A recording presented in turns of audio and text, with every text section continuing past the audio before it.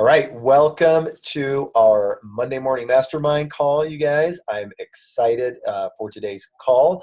We've already reviewed some of the announcements, so we're going to cut right to the meat of the call here with my friend Aimee Coppola. Aimee and I have worked together for over 3 years now, and she's someone that has invested a lot of time into learning how to be a professional in this business, and she's invested into different trainings, and she's done Tony Robbins and all kinds of stuff. But what I love about Aimee is that she's someone that's very grounded. And when I look at what kind of the professional profile is of an entrepreneur, and certainly in a business like this where you have to be a leader. And we talk a lot about leadership on this call, Aimee, and just kind of the nuances and the surprises that you get as a leader, and how easily at times in a leadership position when you're trying to inspire other people to do things that impact you, how it can derail you at times, or the emotions of trying to lead people and deal with different personalities and challenges and things that that go on. It can be a tough job, and it can impact the way you feel about yourself, about your business. It can impact the way you go about your daily activities when those things maybe aren't lining up exactly like you hoped or think that they would. So great topic today. Again, as I've worked with Aimee, she's someone that's just always been very consistent. She's very anchored in who she is and the way that she approaches herself in the business. And she had shared with me that she had created kind of a presentation about creating a foundation for yourself as an entrepreneur that that kept you mentally strong and emotionally stable, and she gave it this cool title, which I really liked, for this training: Emotional Mastery for Entrepreneurial Success. I just love the way that sounds. Really excited to hear what the content is, Aimee, because the title is I got a lot to live up to, right? That's Emotional Mastery. We all like to attain in life. So you guys, I'm going to turn the time over to Aimee. Really appreciate her jumping on and sharing her wisdom with us this morning. Hope you guys enjoy it. Feel free to, as always, come off mute, ask her a question, put something in the notes or whatever. But I'm excited to have Aimee share with you guys this morning. So Aimee, this is our Monday Mastermind group. Take it away. Thank you, Craig. I got so excited. He was here this weekend, and a question that he asked me that I get asked a lot, and it's kind of what's a few things, but one of the pieces that's led me into finally creating some type of a presentation is, how are you so happy all the time? And it's not necessarily just the bubbly yee all the time, although yes, I do that. But it's also just, making a decision and really mastering your mindset. And it's not something that was natural to me. It wasn't something that, I just woke up. It's something that I've worked on over the past 6 years since becoming a coach and going through a big life transformation. So I am in no way, perfect or unaffected, or I lost my cool just last week on something that this really helped me with. So it's something that I'm using on a daily basis still, and still working through. But there are tools that I'm using, and I think, I've been able to finally put it into a way that I can share it with some of you. And then another piece of how this, I know Nikki Johnson's in this group as well, but another piece of how this kind of came about was I did her team call maybe a year or two ago, and I have a pretty, strong story of how I got started and all that stuff. And I'll share just a little bit of that with you guys. Not that you need a story this morning, but, just so you can have a reference of where I'm coming from. But what happened was, a lot of times people would reach out and tell me, oh, can you get on my team call and share your story? I'm a single mom. I've gone through a pretty disgusting divorce and all kinds of stuff. But, and I love to share the story, but I also felt like, okay, I shared the story, and now what? So in contrast, Nikki came on and she did this awesome call with, PowerPoint and just this whole thing that, blows me out of the water. And I'm so impressed. And so many of you, I have been thankful for all the content that I've gotten from you guys and, different leadership groups and stuff. So I thought, finally, Aimee, you need to step up your game and kind of create something that when you are asked to give calls, that you can share your story, but also give tangible steps of how other people can implement these tools into their lives. So that's kind of where this stems from. But how many, you could drop in the chat if your face is hiding, how many of you have gone through some Tony Robbins trainings, either UPW, Date with Destiny, Leadership Academy, any of those? Anybody? Yeah. Okay, UPW? Stacy? Sorry. It's okay. I went to Brendan Burchard, the High Performance Academy, and then I just did the Tony Robbins, the one-day one in Orlando last month. Very cool. So you have a little taste of them. Okay, cool. So my first personal development, outside of Beachbody was with Danny Johnson. It was probably 6 years ago.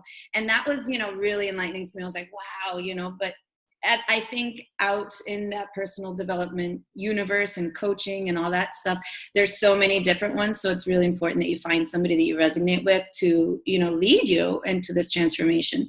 And just emotional mastery and things that can help improve your professionalism. So I'm going to hop in really quick. Now, let me share screen because I have a PowerPoint now. Woohoo! All right.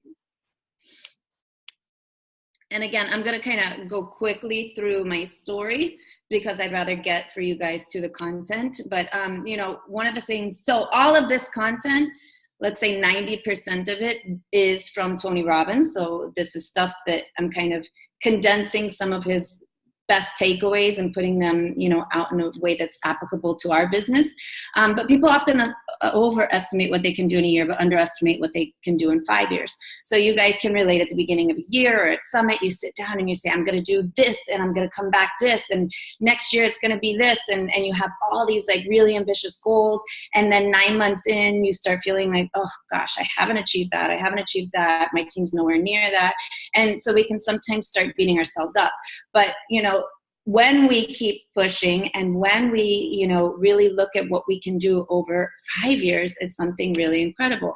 So this is where I started. I've been coaching 6 years, but this was, we'll call it 5 years just for the sake of the presentation. But I started when I was 34 years old, mom of 2 littles.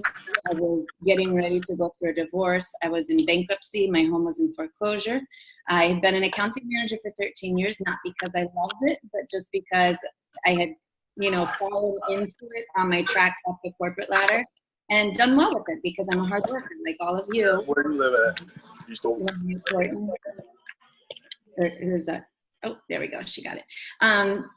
So I had been doing that 13 years, but that was my resume, 13 years of accounting.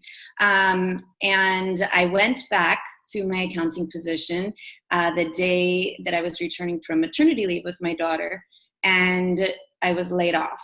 And it was the same time as that 2007, 2008 mess, except our company had an entirely different circumstance happening.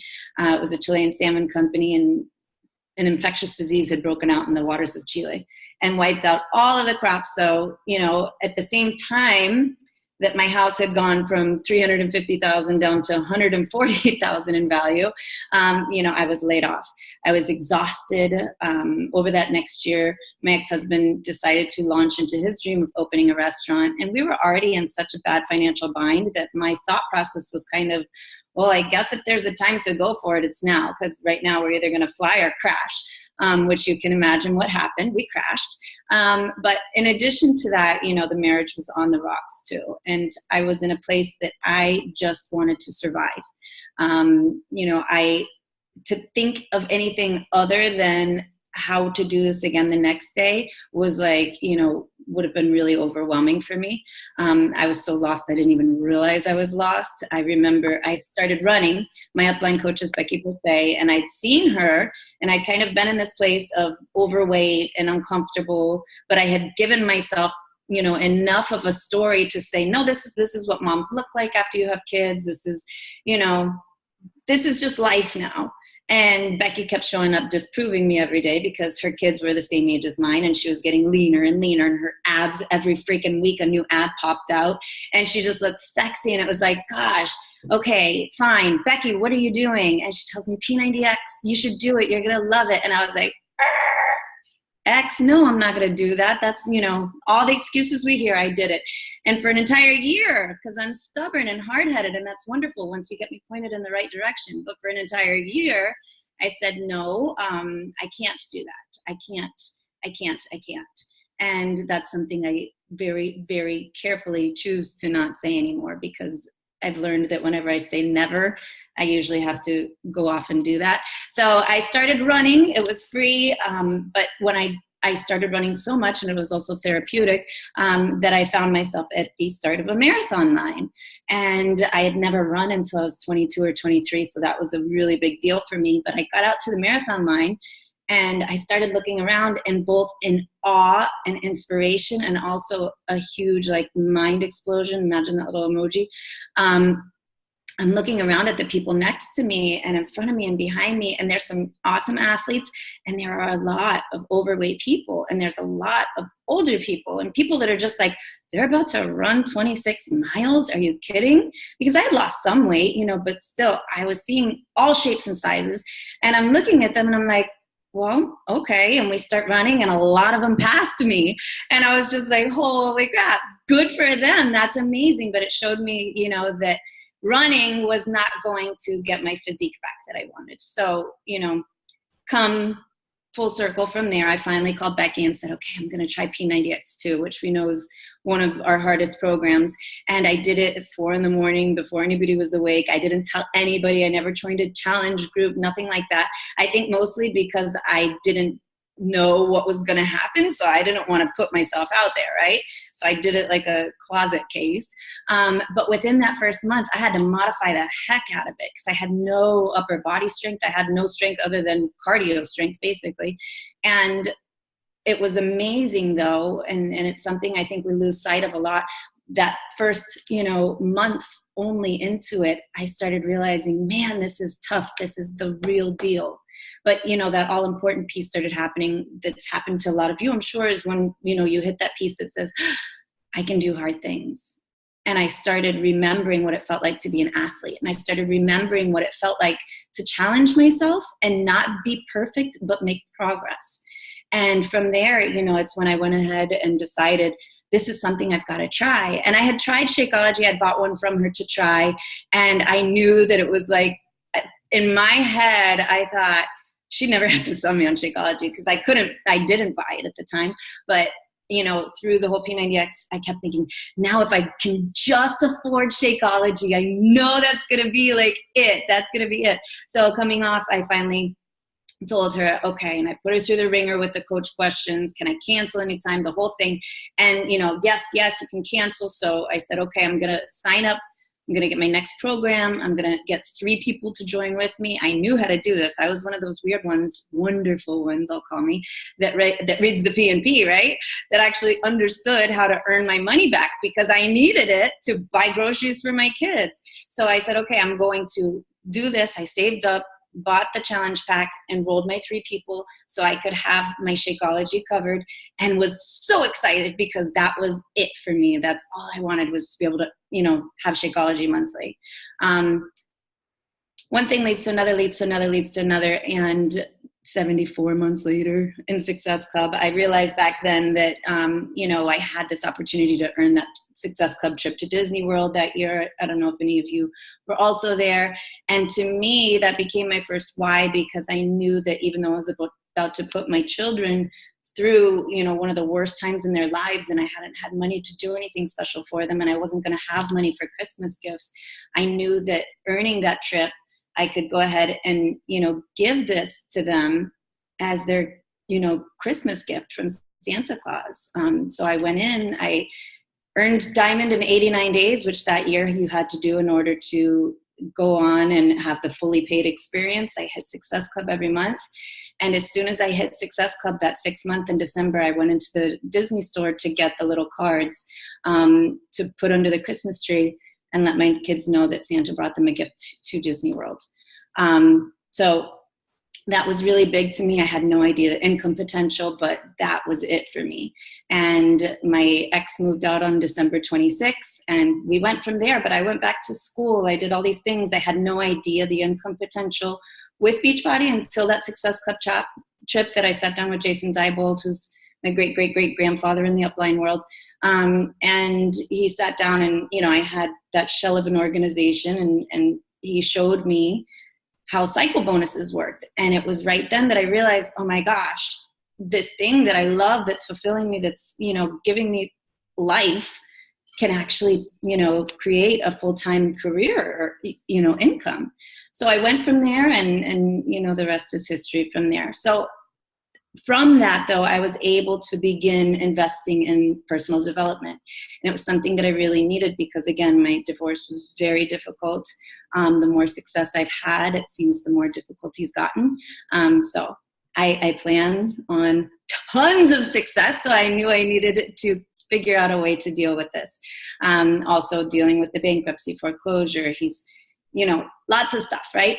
So I went ahead and went to my first Danny Johnson, then I went to a UPW, I went to a Date with Destiny, and I basically want to give you guys in the next couple slides what was the biggest takeaways from me. And guys, I know Date with Destiny is a good $5,000-$6,000, but if you ever have the chance or feeling like you should go. Like, it is by far the best $5,000 or $6,000 I've ever spent in my life. I'd recommend it 1,000%. But he explains there in the first day that an extraordinary life is life on your terms. So, there's two pieces to success, really. It's the science of achievement, which is something that everybody here is really good at. I can achieve the Success Club numbers. I can achieve the rank. I can achieve elite, premier, whatever it is. I can achieve all these things, right? I have the ability to produce results, to take anything that I can envision and make it real. So you guys are all high achievers here. We're all capable of doing this. The other piece that is so hugely, hugely important, and something that weighs really heavy on my heart, because when I see people have just massive success with the science of achievement, that they're killing it, and then they're miserable, and it seems like the more success they have, the more miserable they get. It hurts my heart, and I know exactly why. It's because the other piece is the art of fulfillment. And that is the ability to feel happiness and joy in the process, to delight in life and the experience of life. And so, think about it. So many times we've set goals. If only I'm elite. If only I hit this rank. If only, and then we get there and it's really exciting for like 2 days and then you're cranky. Or how about when you say, when I'm earning this amount of money, and then you're earning that amount of money, but then all of a sudden you feel that same emptiness or, frustration. And then it becomes even more frustrating because you realize that you have the money and you're still not fulfilled. So understanding that an extraordinary life means creating a life on your terms, that's what success is really. All of these things are going to help you. For me, I needed to be present with my children. I didn't want to work in a cube anymore. So life on my terms meant me picking up my kids at 3:00. And, all of these other things that, in addition to all the accolades, I have, the things that really bring joy to my life as I see it, which may not be the same as somebody else. And that's totally cool. But it's taking the time to understand what is it that's really going to fulfill you.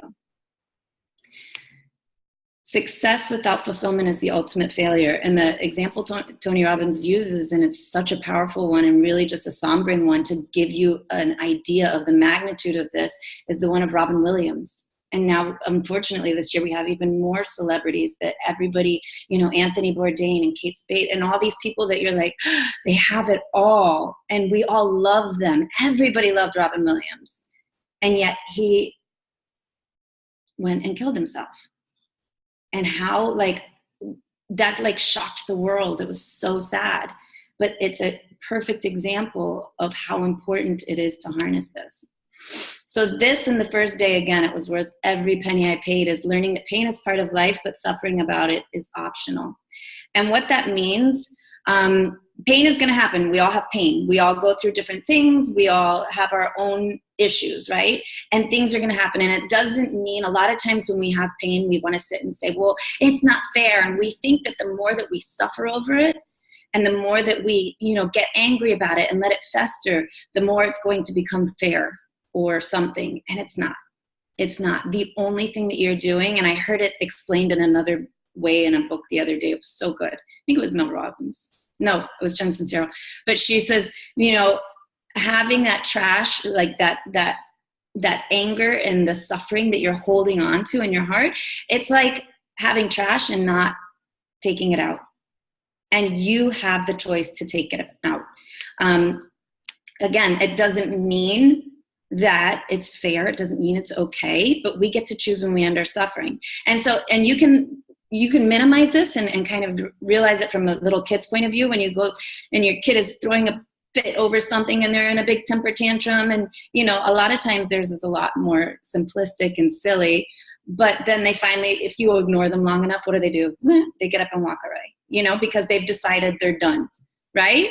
And so it's simple, you know, when we look at it in that time, in that term, but when we think about it for our own things, like, yeah, but you don't understand, they did this, and my downline left me and talked crap about me, and my this and that, and all of these things that we deal with that are painful, that are not fair, but we get to choose when we end our suffering. So now, you know, when things come up for me, it's not to say I'm not going to cry or get upset or feel angry or betrayed or all of these things, but I am finally in control that I can say, you know what? Okay, I'm going to sit, my life coach calls it the timeout chair. Let me know when you're done in the timeout chair, and I'll go sit in the timeout chair, and then I'll say, okay, it's done. And I get up and choose, because I realize now that I have the power to choose when it's over. There's 3 ways, because sometimes we feel like, I can't let it go, right? So there's 3 hacks to help you end your suffering. Appreciate and enjoy. And that's something as simple as gratitude, right? So putting yourself in a state of gratitude, and I know it's just all over the place now, gratitude, gratitude, gratitude, but it really does work. When you can stop and say, I am so thankful for my air conditioner right now, and especially those of you in the Carolinas that maybe lost it for a couple days, all of a sudden you are freaking thankful for this thing that happens all the time that you go to sleep and don't even think about, but suddenly it's gone for 2 days and we're really, really aware all of a sudden, oh my gosh, I'm so thankful for air conditioner. It doesn't take for you to lose power to think about those things. So it's kind of silly, but every night now before I go to bed and I put the dishwasher and I put the football clothes to wash and I put the air really cold, I lay down, I swear to you, because I'll get to why in a second. I lay down and I'm like, oh, thank you for electricity. Because my gosh, I'm so happy I don't have to do those things. But just doing something as silly as that starts reprogramming our brain to really just become, you know, in a habit of gratitude. Another thing you can do is learn and grow. Obviously, as soon as you put yourself in a place of growing or learning, you're shifting your mindset, right? From a place of, oh, poor me, poor me, poor me, how could they do this, to I'm going to learn something and I'm going to grow in a different direction. Love, give, and be grateful. And the give piece is really important. So last week, you know, I told you I dealt with some issues of my own. So, not this weekend, the week before. So I found out that there was a beach cleanup happening with a bunch of my yogi friends that aren't part of Beachbody, and sometimes I like to just disconnect and go all woo with them, right? So I went out to the beach cleanup with them, and we did a beach cleanup all morning, and I got to change my environment. I got to give back, and it just really helped shift that funk, right? And so those are 3 hacks that you can do anyways. Anytime. I mean, your brain is not designed to make you happy. It is designed to help you survive. So I want to get in now to the NLP piece of this. So NLP stands for Neuro-Linguistic Programming. Tony, this is actually one of the processes that he uses. It's basically a fancy word for the study of how your brain works. Our brain is, a lot of times, you know, people think, oh, you know, I'm so controlled up here and everything's in my head. Your brain is basically like a muscle, right? And the more that you shift the way that you're using that muscle, the more you're going to reprogram it. So from when we're born, we're hearing these things, the things we watch on TV, the things we hear people say, the things that we read that are derogatory. This is all programming into our brain, whether we realize it or not. Like it's on a subconscious level. So, you know, when you are able to say, you know what, I'm going to reprogram my brain and tell it. I heard somebody once say, don't listen to yourself, talk to yourself. Because if you're listening to all that little chatter in your head, a lot of times it's not helpful. Versus when you say, you know, your affirmations, your incantations, I am a leader of leaders. I am a superstar coach before I'm a superstar, but I'm going there, right? I'm a superstar coach. I'm a leader of leaders. I'm an incredible mom. I give life to women. Like, and when I'm talking to myself, that is a whole lot better than the chitter chatter that's subconsciously programmed coming out, right? So how can this help your business? When you change your story, your life will change. Again, when you're in this victim state, it's going to be a lot harder for you when you're saying, oh, this happened to me. And so your reflex, just like when you're exercising and you have that fast twitch muscle, right? The more that you start practicing this, and for the stupidest things, for the best things, for the smallest, biggest, do it all the time. When something happens that you get like that reaction, instead of saying, why did this happen to me? Start asking yourself, why did this happen for me? And you're going to not always be able to see right away why, but having the faith that this happened for you is going to shift everything. If I would have said, why did, my divorce happen to me? Why did everything that I went through with all that happen to me? But I can also say, I'm so happy that that happened for me. Without that struggle, I would have never discovered the coaching opportunity. Without that struggle, I would have never been able to empower my team. Without that, I would have never been able to show my daughter what it is to stand in my power and how she can do that too. And so again, a lot of times you can't see it right away, but having the faith that there's a reason why this happened for you will shift you so fast that it's incredible. So there you go. Whenever you hit a challenge, reprogram. And this can be, again, guys, silly things that can happen for when you catch that red light that you're like, dang it, why did this happen to me? I really needed to get through that light. You can say, oh yeah, well, maybe there was a crash on the other side. Start reprogramming your brain to have that optimistic thing. Optimism can be learned, and it's going to make a huge difference. And then again, what did you get to learn to this? So another analogy I told Craig the other night, a lot of times I went into my team page. I'm not much of a crier, except recently, I don't know. But I went into my team page the other day because this year I've been pushing. I set out some big goals for myself this year, and I've been after them. And they're not happening as fast as I want. Who can relate? Everybody. And so it's like, man, but I'm not a quitter, guys. So I'm not giving up. I'm not backing down. But I have felt that, that feeling of struggle the whole year. And I was last, week getting ready to throw myself a pity party. And I came into the team page and I went live and I'm like, I'm here and I'm struggling. But that morning during my workout, I had this epiphany, man, when we go into our workouts, we're ready to challenge ourselves. We're ready for that struggle. We're ready for, getting sore and the next day being like, crawling out of bed and cursing autumn. But for some reason, when I go into my business and I've been struggling, I want to think, this stinks. It's not working.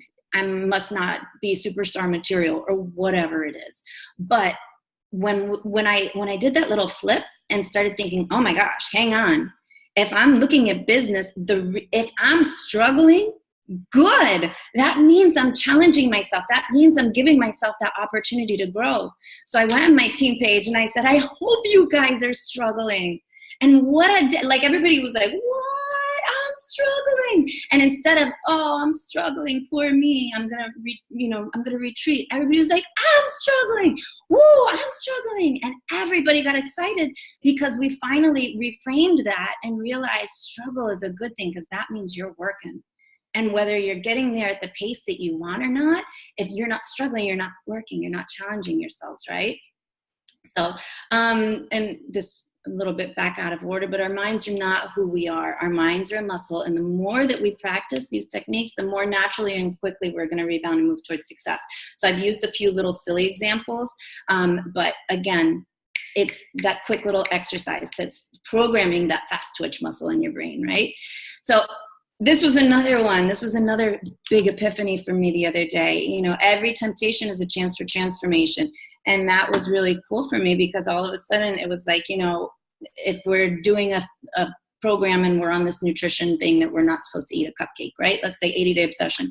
So we go to the parties and then we're even not going to some parties because we don't even want to see the wine and cupcakes, where all of a sudden if we shift that and say, wait a minute, every temptation is a chance for transformation. And if you're single and you want to use it in the term of a really bad ex-boyfriend like me, you can say every temptation is a chance for transformation. So no longer are you worried about having a temptation, but when a temptation arises, you can greet it and be like, oh no, baby, this is my time for transformation. And again, it's that reprogramming that's really just going to help you, move towards this. So 2 tangible steps to turn this psyche into massive business success. Let's get to the good stuff, right? So this I shared with my team, and I think a lot of you, if you have gotten to this level, obviously you have been able to do some of this. So I'm going to kind of skip through this quickly, but I use this as a tool for my team, if you'd like to use it with your teams, to kind of help them. Because I know, again, when I was starting, for me to have vision or begin to dream, there was no way. Like, somebody had to cue me in on how to start doing that. So what would your life be like if it was exactly the way you wanted it to be? What would you look like? What would you change? What would you enhance?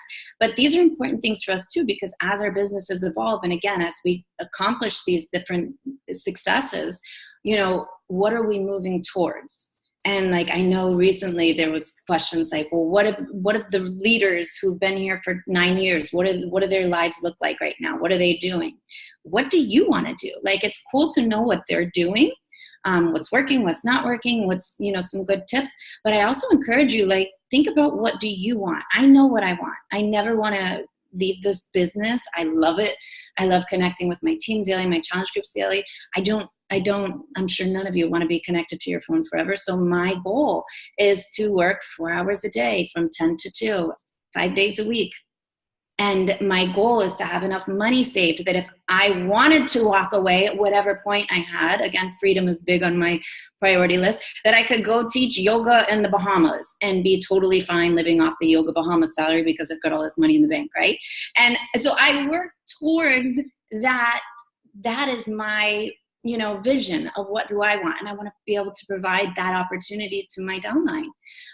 So I'm interested in what people are doing, but I also know that I have something that I'm working towards that feels really good to me and really congruent with what I think of when I think of success. So more importantly, and I just kind of added this for leaders thing in here because I've seen it a lot with leadership pages, and it's something that I know it can be tricky, but a lot of times, and this was, again, the other really big piece, and I promise we're almost done. I don't know how we are on time. Oh, 12:40. Okay, I'll wrap it up. But this is the big piece, guys. This is huge because there's a date with destiny that you sit down and you uncover all of these rules that you've subconsciously created in your head. And these are things that you might have learned growing up. These are things that you might have learned just from your environment. These are things that you might have learned by comparing yourself to other people. But basically, rules are the things that we are governing our lives by without a lot of times even realizing it. So I'll give you an example of one of mine. And then, maybe you could think of some of yours. But when I went to Date with Destiny, we had to write out rules of, what is it to be a good mom? What is it to be a good wife? What is it to be a good business owner? What is it to be a good daughter? What is it to be a good, and, writing all those out, you write things down. And so to be a good mom, and I came there like, kind of feeling like this. Do you ever feel like this? Like you're running your head against the wall? And I wrote down what it is to be a good mom. And, this is just letting it flow, not overthinking it, write it down. My kids, my kids don't argue. And my guy looked at me, my group leader, and he's like, your kids don't argue? It's a requirement in order for you to feel like a good mom that your kids don't argue. And as I'm reading it, I'm like, oh, that's kind of silly, isn't it? That's not setting myself up for success. And so as overachievers, this is a little tricky for us because we think if we're not challenging ourselves, then, we're letting ourselves off the hook. But it's not. It's creating a life that we feel really good about. And it's creating a business that we want to stay in and we feel good about sharing that opportunity with other people. Because I've heard it, how could I share this business opportunity when I feel like I'm a slave to my phone? I've heard it more than I care to hear. But really, that's a rule that we've created for ourselves. So, and back into the example of my children, okay, so the 2 tips they gave us is, number 1, stop basing your rule for happiness and success on somebody else's activity. That was a little tricky because especially in this business, a lot of our success is based on our downline's performance, right? Ooh. But when we can create a rule around what it means to be a good mom, I love when my children play together. And, if they play together, That's great. I love when I cook a good meal for my children. That means I'm a good mom. When I spend time reading with my children, that means I'm a good mom. And I went out and rewrote these rules of what it means to be a good mom, and what it means to be a good business owner, and what it means to be a good mentor, and what it means to be all these different things. So especially in this business and at the leadership level that you guys are all at, like freaking amazing, it's important to not succumb to the burnout feelings and all of that, that you sit down and rewrite your rules.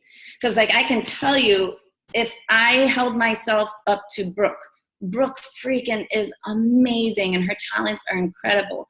But if I said I'm only a good coach if I can do what Brooke does, I'd jump off.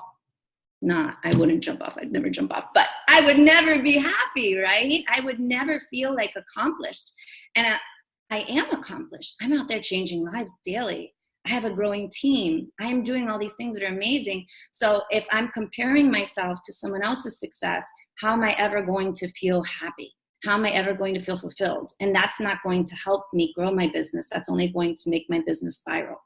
So I beg you, I urge of you, sit down and write down without thinking. Because if you start thinking, you're going to write the correct thing. Without thinking, sit down and write out, what is it that you're telling yourself you must do in order to be a good coach, in order to be a good mom, in order to be a good, and I've heard lots of, speakers say it before. A lot of times with network marketing, we think it's bad if we hire somebody to stay with our kids, but then we want to run $1 million business.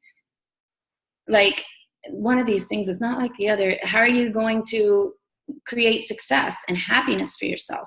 It's really up to you to get in there and rewrite these rules based on a way that's congruent with the life that you feel awesome about on the regular.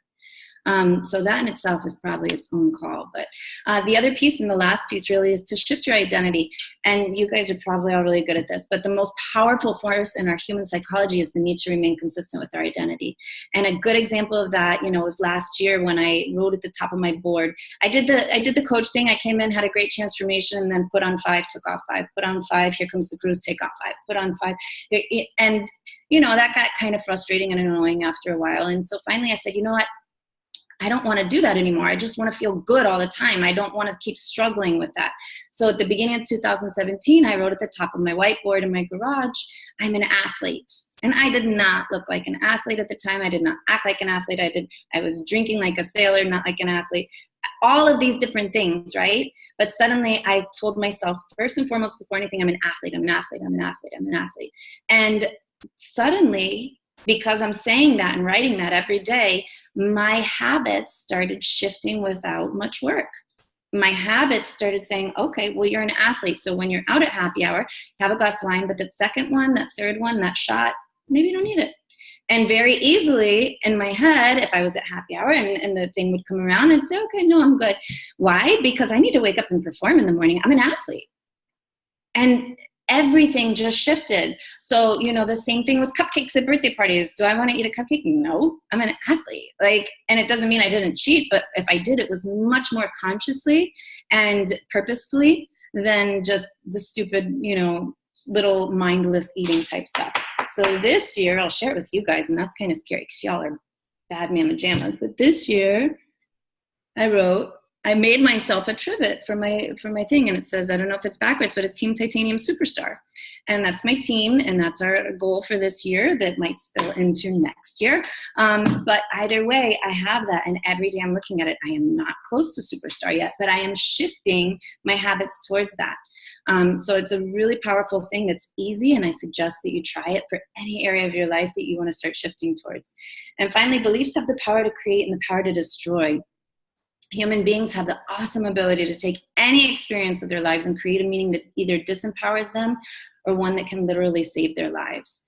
So, take your story, take your struggles, take your experiences, and really sit down with them and understand that you can shift anything that you want with your story to really give hope to yourself, to share that with other people. And you guys all know the power of story. But take even whatever you're struggling with, if you're struggling with anything right now, maybe you're not and you're awesome. But if you are, take that and really understand, think about it. Why did this happen for me? Who do you want to be now? How do you want to shift into that? How can that story support you and really move you to the next level? So I hope some of that helped. I'm happy to answer any questions. I don't hear you. Aimee, that was great. That was emotional mastery for entrepreneurial success. I love it. I am going to go ahead and stop recording.